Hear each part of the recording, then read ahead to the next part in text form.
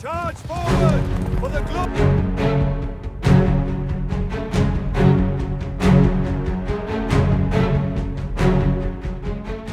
What if I told you that the world we know could have looked completely different, and instead of the cathedrals of Paris and London, minarets would tower above us today?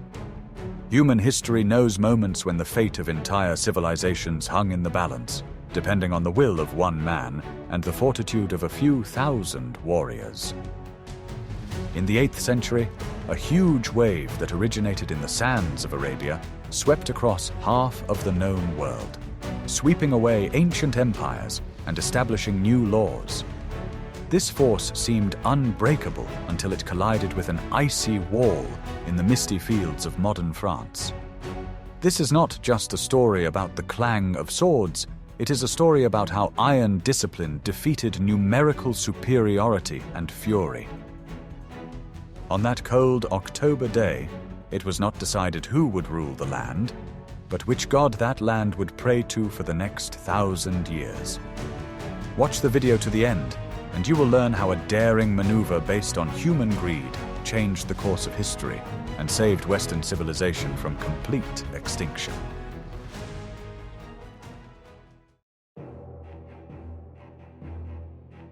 Are you ready to learn the truth about how close Europe came to total collapse?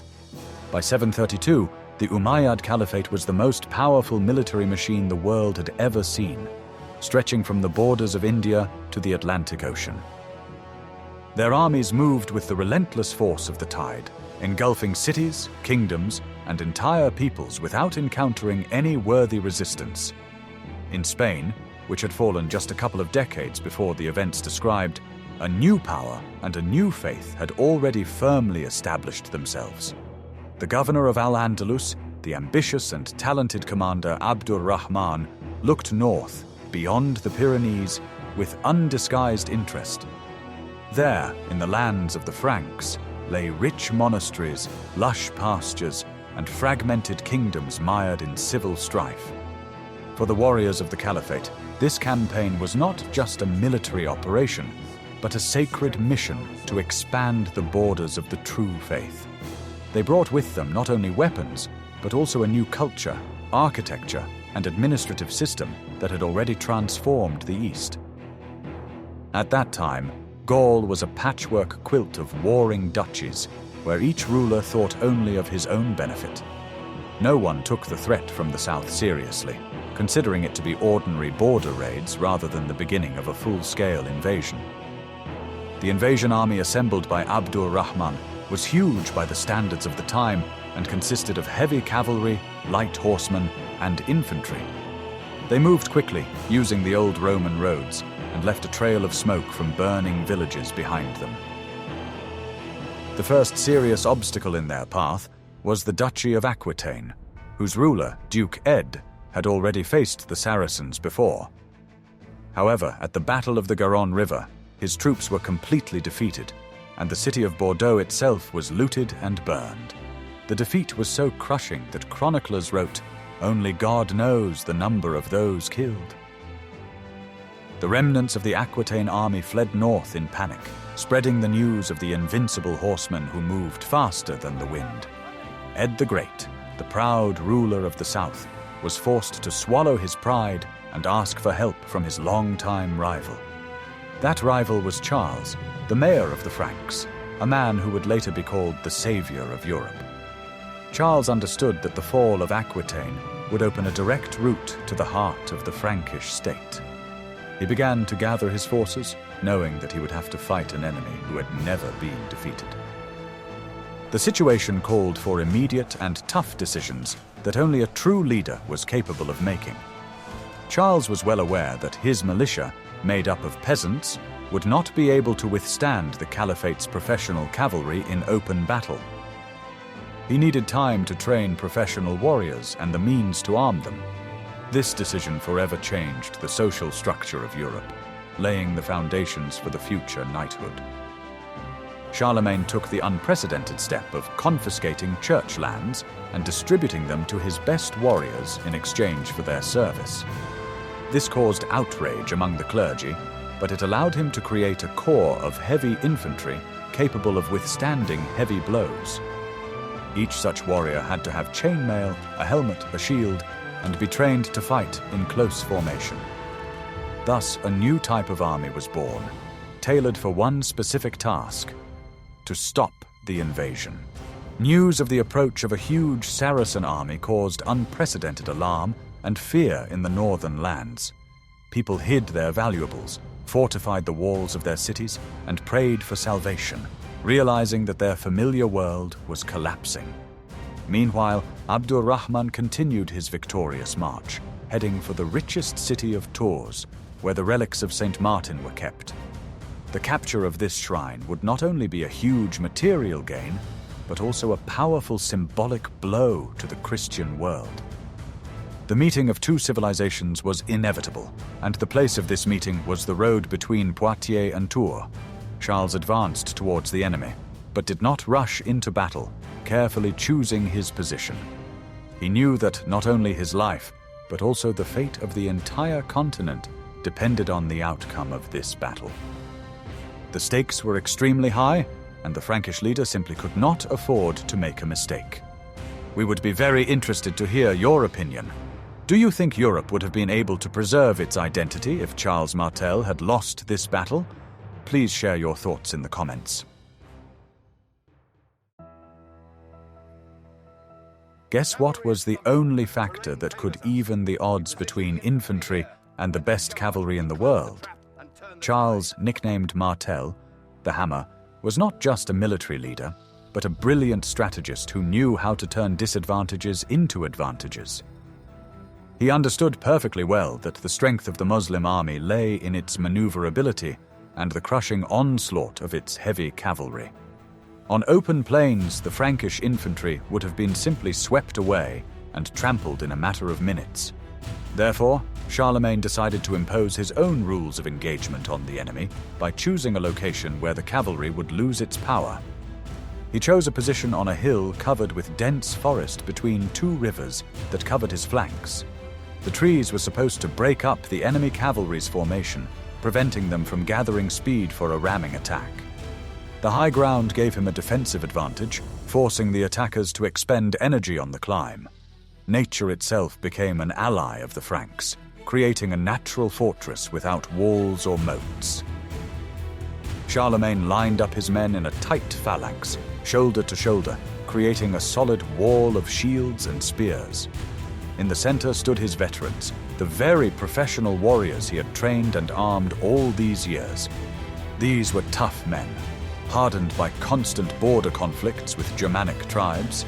They knew there was nowhere to retreat and were ready to fight to the death to defend their families and lands.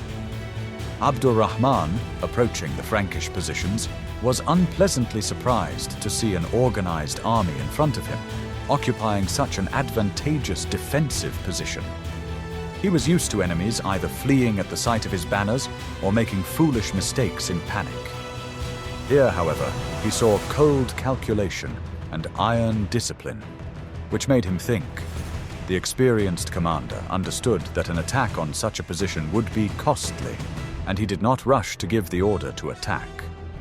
For 7 whole days, the two armies stood facing each other, studying their opponent and waiting for the first move. It was a war of nerves, where every day of delay played into the hands of Charles and against Abdur-Rahman. The fact was that it was October, and the weather was getting colder, for which the southern warriors of the Caliphate were not prepared. The Franks, dressed in wolf skins and thick wool, felt quite comfortable in their native climate. Abdur-Rahman was also concerned that his army was overloaded with the huge amount of loot plundered in Aquitaine. Wagons loaded with gold, fabrics, and provisions slowed down the movement and distracted the warriors, who were thinking more about preserving their wealth than about the battle. This made his army vulnerable and less mobile than usual. The Caliph's commander hoped to lure the Franks onto the plain using false retreats and maneuvers by light cavalry. However, Charlemagne strictly forbade his men from leaving their ranks and succumbing to any provocations from the enemy. He personally rode around the ranks, encouraging the soldiers and reminding them that their strength lay in the unity of their formation. Anyone who violated the order and rushed into the attack would endanger the entire army. Discipline in the Frankish camp was ironclad, supported by the authority of the hammer. Abdurrahman's scouts reported that the Franks might be more numerous than they appeared due to their cover in the forest. This sowed doubt in the Arab commander's headquarters, but he could not retreat without a fight. Retreat would be seen as a sign of weakness and could undermine the morale of his invincible army. In addition, the way back lay through ravaged lands where it was difficult to find food for a huge army. On the seventh day, Abdurrahman's patience ran out, or he decided that further waiting would only worsen the situation. He ordered preparations for a general battle, hoping to break through the Frankish lines with the power of his cavalry. A heavy foreboding hung over the field, as if a storm were about to break out at any moment. In the next chapter, you will learn what unexpected trap nature itself had prepared for the attacking army. The secret I am about to reveal changed all notions of military tactics at that time. Historians still argue about how infantry armed only with shields and spears could withstand the onslaught of heavy cavalry clad in armor. The answer lies not only in courage, but also in the unique topography of the terrain, which Charlemagne used masterfully. The thick undergrowth and uneven ground deprived the Arabian horses of their main advantage: inertia and acceleration. The battle began with Abdurrahman sending his best cavalry into the attack, hoping to break through the center of the Frankish formation. The earth shook from the pounding of thousands of hooves, and the air was filled with battle cries that made the blood run cold. The horsemen raced up the slope, overcoming bushes and tree roots, which disrupted their formation and slowed their pace. Instead of a single powerful battering ram, the attack broke up into many separate skirmishes. The Franks stood motionless, shields clasped together and spears raised, resembling a huge, bristling beast. The chronicler Isidore of Béziers would later write that the men of the north stood motionless, like a wall, and like a block of ice. This comparison with a block of ice perfectly conveyed the cold determination and unity of Charlemagne's army. They did not flinch when the avalanche of horsemen crashed down upon them. The first blow was terrible. Horses crashed into shields, spears broke, and people fell under the blows of sabers and axes. But the formation did not break. The rear ranks instantly took the places of their fallen comrades, maintaining the integrity of the wall. The Franks wielded their heavy swords and axes methodically and ruthlessly, hacking at the unprotected legs of the horses. In the close quarters of hand-to-hand combat, the long Arab spears and the maneuverability of the horsemen became useless. Time and again, waves of Arab cavalry rolled over the Frankish positions and rolled back, leaving bodies of men and animals on the slope. Abdurrahman sent more and more troops into battle, trying to find a weak spot in the enemy's defense. He changed the direction of his attacks, attacked the flanks, but everywhere he encountered the same impenetrable forest of spears and shields. For Charlemagne's warriors, it was a test of human endurance. They stood for hours, repelling attacks, unable to rest, drink water, or change position. Their muscles felt like lead, their arms went numb from the weight of their weapons, but their leader's will kept them in place. Charlemagne was in the thick of the battle, his presence instilling confidence that victory was possible. Arab archers tried to shoot at the Frankish formation, but the dense tree canopy and large wooden shields reliably protected the infantry. Arrows got stuck in the branches or bounced off the sturdy boards without causing serious damage. This once again confirmed the genius of Charlemagne's choice of battlefield. By midday, it was clear that the blitzkrieg had failed, and the battle entered a phase of exhausting confrontation. The Arab warriors, accustomed to quick victories, began to lose confidence when faced with such stubborn resistance. They saw before them not a crowd of frightened peasants, but a professional army ready to fight to the end. Irritation and fatigue began to grow among the attackers. The horses were exhausted from the constant climbs up the slope, and the riders were losing strength in endless hand-to-hand combat. Nevertheless, Abdur Rahman still had numerical superiority, and the outcome of the battle was far from decided. Like if you admire the steadfastness of warriors defending their home.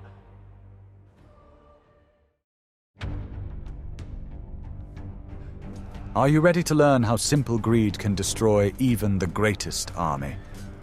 In the heat of battle, when the scales were tipping, Charles Martel resorted to a ruse that later became one of the most famous episodes in military history. He understood that a direct attack would not bring quick success, so he decided to strike at the enemy's weakest point, their greed.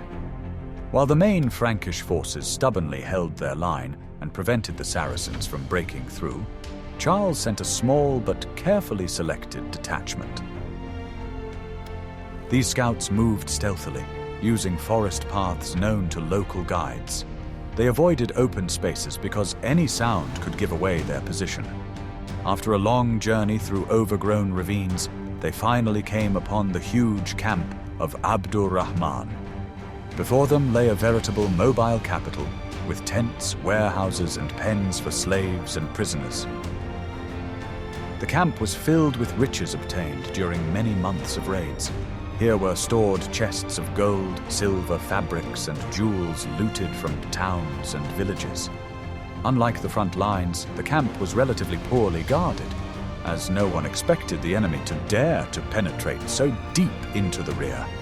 Taking advantage of this, the Franks struck quickly and fiercely, breaking down the doors of the cages, freeing the prisoners, and setting fire to the tents so that the seeds of panic would spread instantly.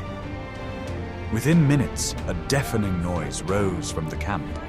The flames illuminated the faces of the fleeing prisoners, and the air was filled with cries that could not be confused with the mournful hum of battle. It was chaos that did not need to grow for long. It engulfed everything around it like fire engulfs dry grass. Meanwhile, an alarming and devastating rumor spread among the Saracens on the front lines. The warriors began to shout to each other, "Our camp is being looted! Our gold is disappearing!" In those days, trophies were the main motivator for many warriors. They risked their lives for the promise of wealth, dreaming of returning home with looted treasures. Hearing that all their efforts could turn to ashes, the soldiers panicked. This panic had a rapid and almost irreversible effect. The disciplined ranks of the Arab cavalry began to crumble, as if undermined from within. At first, a few horsemen, unable to bear the fear of losing their spoils, turned their horses back. But they were followed by dozens, then hundreds. Entire detachments left the front lines, leaving their comrades in an unequal battle. To an observer, it looked exactly like a retreat, or even a rout. The army, which a few hours earlier had seemed a united and indestructible organism, was now breaking up into separate groups, each thinking only of saving its own spoils. Abdur Rahman found himself in the center of a rapidly unfolding disaster. He realized that he was losing control of his troops and desperately tried to stop them from fleeing. He shouted at them about their duties, about honor, about the need to stand to the end, but his words were drowned out by the roar of battle. He saw how the discipline he was so proud of and had built up over the years was crumbling under the weight of greed. While the Saracens were losing control, the Franks watched what was happening with amazement. For many of them, it really looked like a miracle, because they were facing an almost invincible force, capable of crushing any resistance. But Charles Martel did not allow this unexpected luck to cloud his mind. He did not rush into a hot pursuit, fearing that the enemy might try to lure him into a trap. He kept his troops in tight formation, not allowing them to break up, and this decision saved his army. While the enemy tried to regain control, the Franks preserved their strength and order, ready to strike at the right moment. Meanwhile, chaos in the Saracen ranks intensified. Soldiers returning from camp clashed with those who were still trying to hold their positions. Fights, confusion, and panic ensued, and the army completely lost the ability to coordinate its actions. Abdur-Rahman found himself almost alone, surrounded by both the Franks and his own disorganized soldiers. This moment became the turning point of the entire campaign. A huge army, seemingly capable of conquering half of Europe, collapsed not under the blows of swords, but under the weight of its own trophies. It lost not because of a lack of courage or tactical miscalculation, but because of human weakness, which even an experienced commander could not resist. Thus ended the Saracens' attempt to push further north. Their great expansion was halted not by city walls or clever strategy, but by the bales of looted goods that became their undoing. Could you have given up immense wealth for the greater good?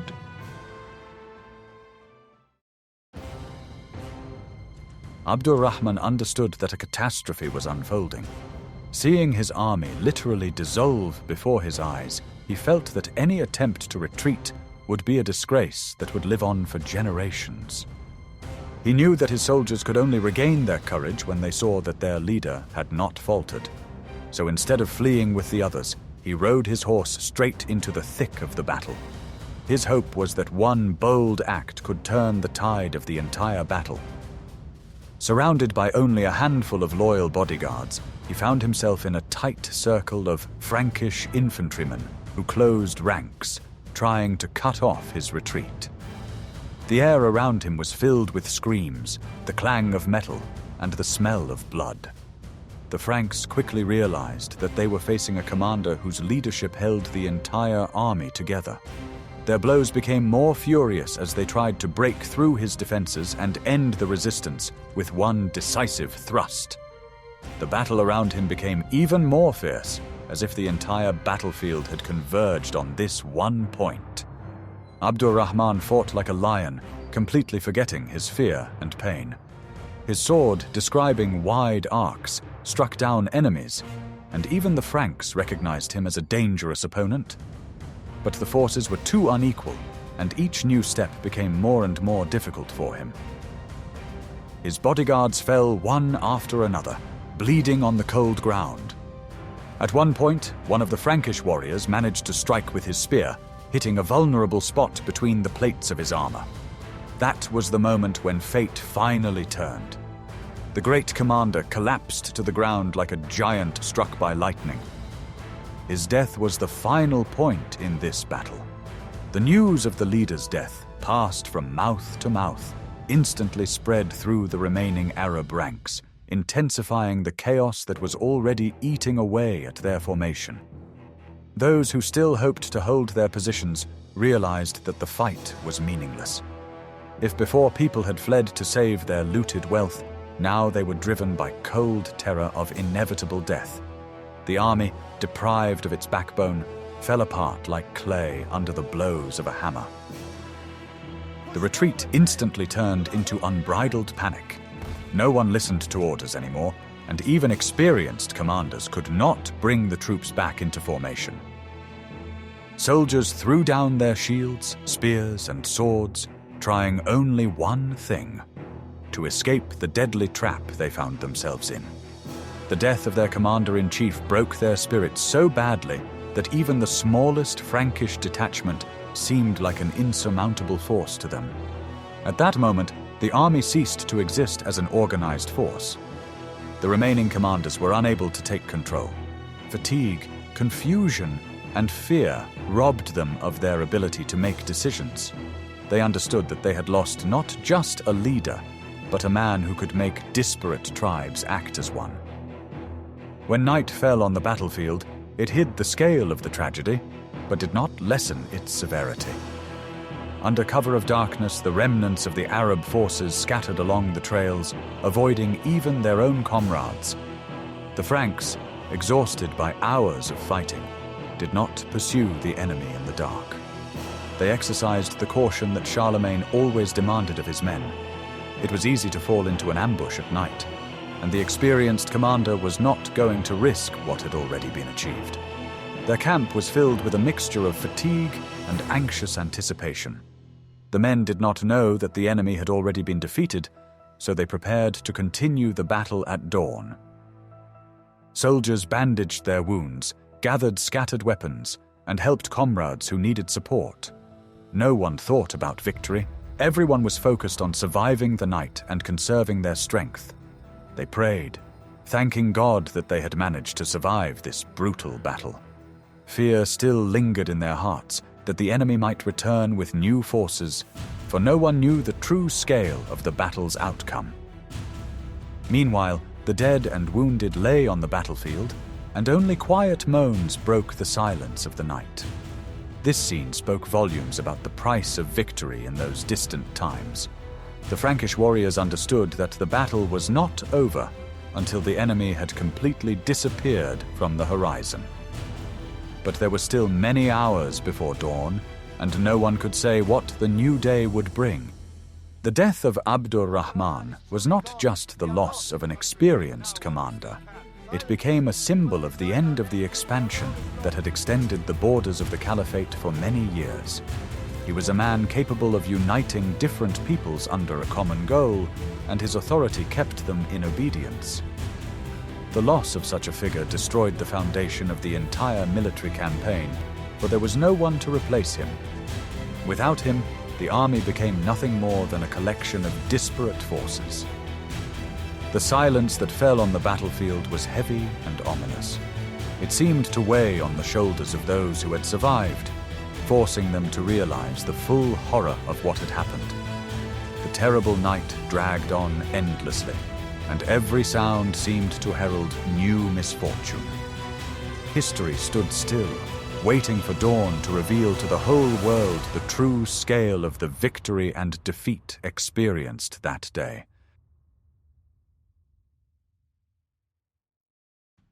What happened the next morning shocked even Charles Martel himself, a man whom his contemporaries said was never surprised by anything. The first rays of the sun had barely touched the frost-covered helmets of the Franks when the trumpeter's horn sounded across the field, calling the army to take up defensive positions. The warriors, exhausted from yesterday's monstrous clash, nevertheless rose, as if coming to life with the dawn. Their ranks once again formed a wall, dense, stern, impenetrable. Shields were moved closer together, spears pointed forward, and eyes strained to see through the fog that hung over the valley. It seemed that at any moment, slender rows of horsemen hardened by countless campaigns would emerge from the white haze, the very ones who had clashed with the Franks like a storm yesterday. But the horizon remained empty.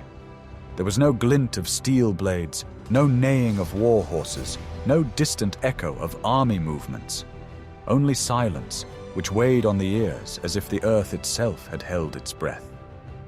Charles Martel, a man of strong mind and stern character, immediately suspected a trick. He knew the strength and cunning of his enemies too well to believe in their sudden disappearance. His suspicions were simple. The Saracens were trying to outflank his army, lure it out of its fortified position, and strike where the Franks were most vulnerable. He ordered scouts to be sent out immediately, the best of the best, men capable of seeing a trail in wet grass and hearing a sound that no one else could hear. The tension in the French ranks was almost palpable. The soldiers gripped their weapons tighter, exchanged glances, and watched every movement of the fog. No one even considered the possibility that the enemy's huge, well-organized army could have disappeared without a trace. When the scouts returned, their faces showed not just surprise, but a mixture of confusion and reverential fear, as if they had seen something impossible. Their report spread through the ranks like lightning. The enemy camp was empty, completely empty. The tents stood in neat rows, as if the army had left for just a minute.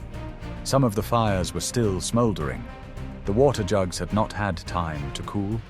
Most of the spoils, the heavy, precious spoils for which they had crossed the Pyrenees, lay scattered and forgotten. The Arab army had left in the night. Not just left, fled. Organized, fast, almost in a panic, rushing south towards the safe borders of their domain. They took only the bare essentials, their lives, their horses, and a little food. Everything else, the very thing that had driven them forward week after week, now lay covered in dust on the muddy French fields.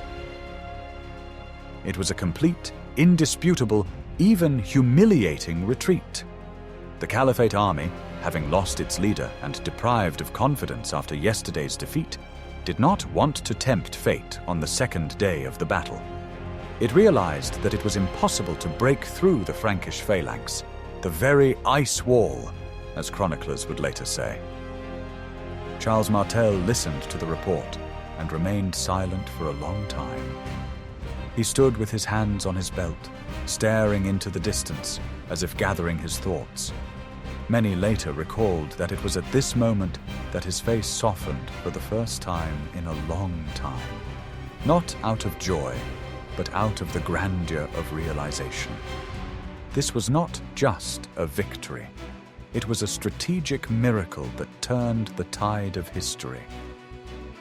His army, inferior to the Muslims in numbers, mobility, and weaponry, had stood its ground and won, thanks to the iron discipline, endurance, and mastery of formation that Charles had honed over many years. When the soldiers learned that the enemy had indeed left, that there was no ambush, and that the field remained theirs, their joy was great. The people, who just yesterday had trembled before the shadow of the mighty East, now shouted, laughed, and embraced each other. Charlemagne allowed the army to occupy the enemy camp and take the trophies that now rightfully belonged to the victors.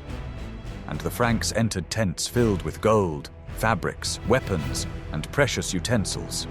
But all this seemed trivial compared to what they had really won. For this dawn became a symbol of a new era. It became the point at which one dynasty collapsed and another rose. The Merovingians lost power, and the Carolingians gained it. The name of Charles Martel spread throughout Europe.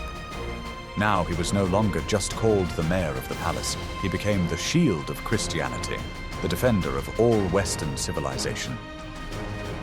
The Battle of Poitiers proved once and for all that Islamic expansion was not an unstoppable force, that huge armies could be stopped if they were opposed by organization, spirit, and determination. This lesson was remembered for a long time and became the foundation for the future greatness of the Western world. Ages of war, strife, and formation lay ahead for Europe, but it was here, on the dew-covered plain near Tours, that the foundation stone was laid upon which a new continent grew. And now the main question: could the Franks repeat this incredible success if the enemy returned?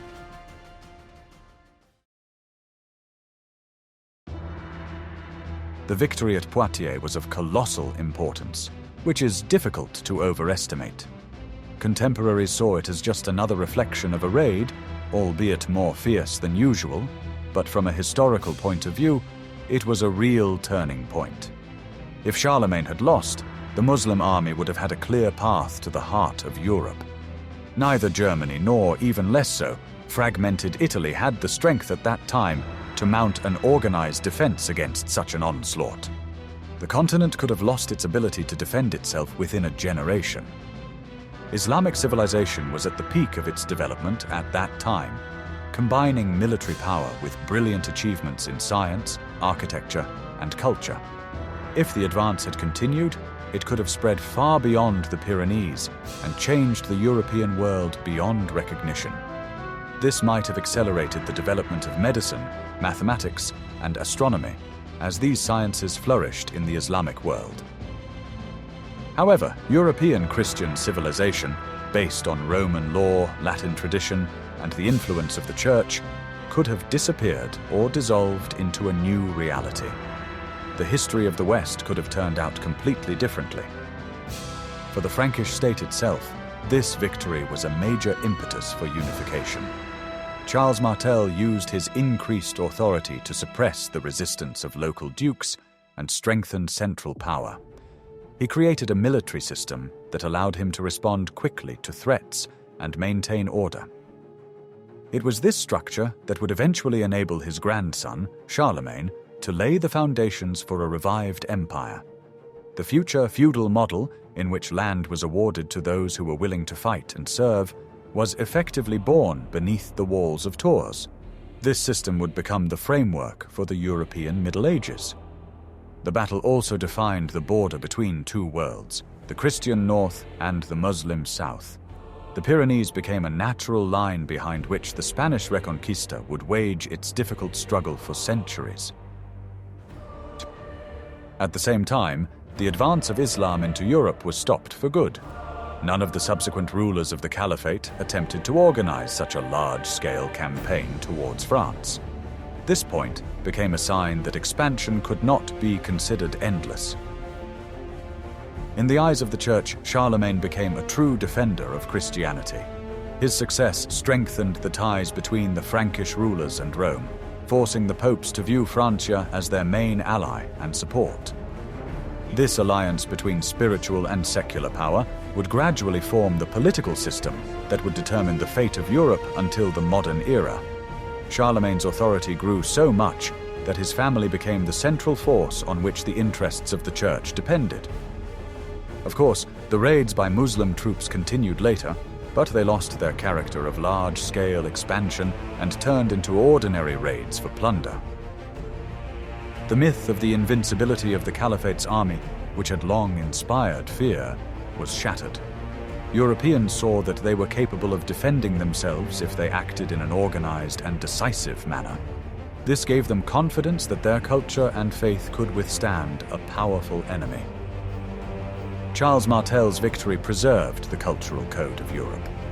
Whether this is good or bad is a question that historians and philosophers ponder, but the fact remains clear. It was the Frankish warriors who, in 732, preserved the foundations of Western civilization. They prevented the eradication of the traditions on which universities, cities, laws, and all of European culture would later grow. This event also showed how important a professional, well-trained army is. The time of tribal militias was coming to an end because they could not maintain order and perform complex tasks for long. The future belonged to heavy cavalry and people who devoted their entire lives to war. It was these warriors who would shape the medieval armies and become a decisive tool for European rulers for many centuries to come.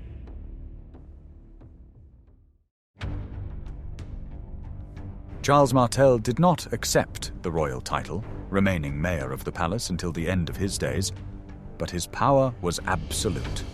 The nickname Hammer, which he probably received after this battle, perfectly reflected his method of rule. He forged a new state with the blows of his sword. His legacy is not only military victories, but also the creation of a dynasty that would define the face of Europe. He continued his military campaigns, strengthening borders and suppressing rebellions. His energy was inexhaustible. He understood that stopping meant death for a state surrounded by enemies. Charlemagne was a cruel but just ruler who lived by the laws of his harsh times. Interestingly, it was the need to maintain a professional cavalry that pushed Charlemagne to secularize church lands. This created a conflict with the church, which, however, did not prevent him from being considered a hero of the faith. He was a pragmatist who valued efficiency over dogma. Without this unpopular decision, he simply would not have had the means to win at Poitiers. His son, Pepin the Short, and grandson, Charlemagne, completed the work begun by the Hammer. They turned the Frankish kingdom into a vast empire that united most of Western Europe. But without the foundation laid by Charles Martel, this edifice would have collapsed before it could be built. In historical memory, Charles Martel ranks among the greatest commanders of antiquity. He did not leave behind memoirs like Caesar, but his actions spoke louder than any words. He was a man of action who appeared just when history needed him. Today, many monuments and street names in France bear his name. He has become a symbol of national resistance and pride. Although modern historians argue about the details of the battle and its scale, the image of Charles as the defender of Europe remains unshakable. His tactics of using infantry against cavalry have been studied for centuries. He proved that discipline and use of the terrain can compensate for the lack of heavy weapons.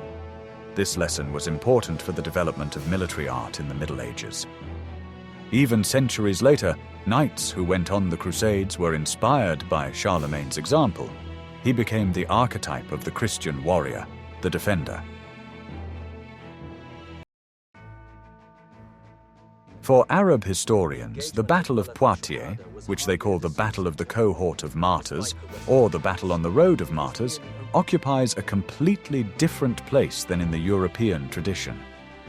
In their view, it was not a turning point in history, but was perceived as one of many clashes on the distant border of the Caliphate. The vast Umayyad Empire was waging campaigns on several fronts at the time, and a single defeat in the north did not seem fatal to its existence. It was an unpleasant but not a fateful event, remembered for a long time only by the chroniclers of Andalusia. Arab chronicles pay much more attention to the internal upheavals that engulfed the Caliphate shortly after those events. In North Africa, a major uprising broke out among the Berbers, who were dissatisfied with heavy taxes and discrimination, while in the east, feuds between aristocratic families were gaining momentum. These problems undermined the power of the Umayyads much more than the defeat by the Franks. The empire had reached the limits of its natural expansion, and further campaigns required enormous resources, which were becoming increasingly scarce. In this situation, the defeat at Tours was only one link in a chain of much deeper processes. Nevertheless, the death of Abdur-Rahman was considered a heavy blow.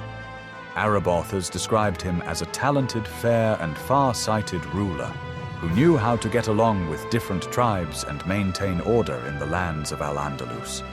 His death came as a shock, for he was the one who could have become the figure who would unite the region and prevent future unrest. After his death, power in Andalusia fell into the hands of rival factions, and the country gradually descended into a series of civil wars.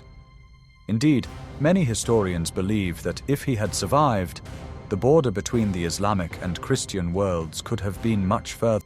The defeat at Tours was also a lesson for Muslim commanders. They realized that their usual style of warfare, based on rapid maneuvering and massive cavalry, was ill-suited to the conditions of northern Europe.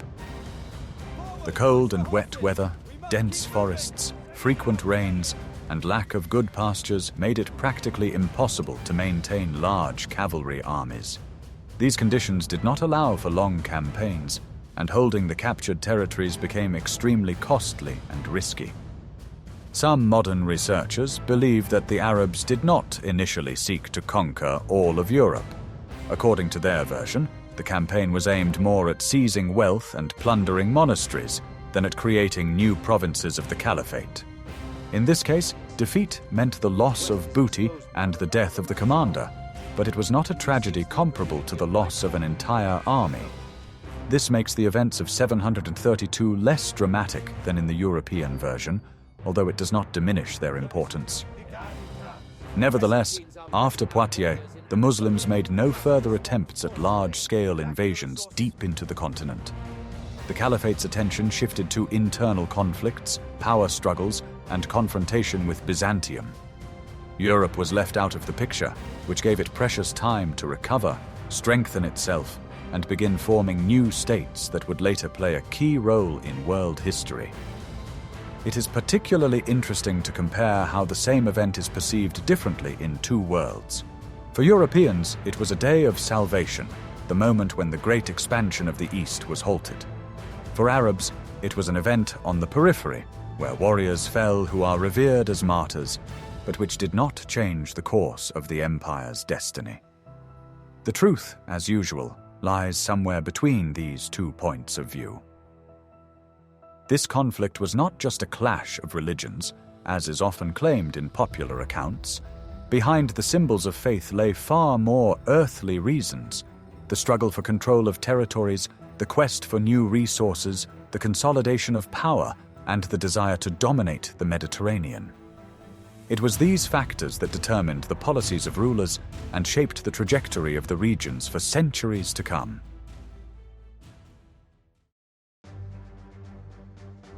Today, almost 1,300 years later, the Battle of Poitiers remains a subject of heated debate. It is politicized, used in ideological discussions, and reinterpreted. But if we strip away the modern layers, we see the bare bones, a day when infantry stood up to cavalry and the North stopped the South. This event reminds us that history is not predetermined. It is made by people, their decisions, their courage, and their weaknesses. One accident, one rumor of a camp being looted, one arrow hitting a commander can change the trajectory of an entire continent. We live in a world that was shaped by the consequences of this battle. National borders, the religious map of Europe, cultural traditions, all bear the mark of that day. We are the heirs of that victory, whether we realize it or not. Studying such events helps us better understand who we are and where we came from. It is a vaccine against historical amnesia. The Battle of Poitiers is not just a page in a textbook. It is the foundation of our civilization. Charles Martel and Abdurrahman, two great leaders, clashed in a deadly battle, and the winner took all: the future, glory, and the right to write history. The loser, however, remained in memory as a worthy opponent whose demise marked the end of an era of great conquests. History teaches us to respect the past and learn from it. The lesson of Poitiers is simple. Unity, discipline, and belief in your cause can achieve the impossible, even when you are facing the strongest army in the world. It is important to remember not only the victors, but also the price paid for victory. Thousands of nameless soldiers lay in the ground between Tours and Poitiers so that their descendants could live on their land. Their silent feet echoes through the centuries. The history of the Battle of Poitiers is a vivid reminder of how fragile the balance of power in the world is. The Europe we know was born in the fire of that battle, tempered in confrontation, and grew up on the legacy of Charles Martel. It was a moment of truth that determined the vector of development for millennia. What other battles in human history do you think have had such a global impact on the modern world? Suggest topics for new videos in the comments, and be sure to subscribe to the channel so you don't miss out on new journeys into the past.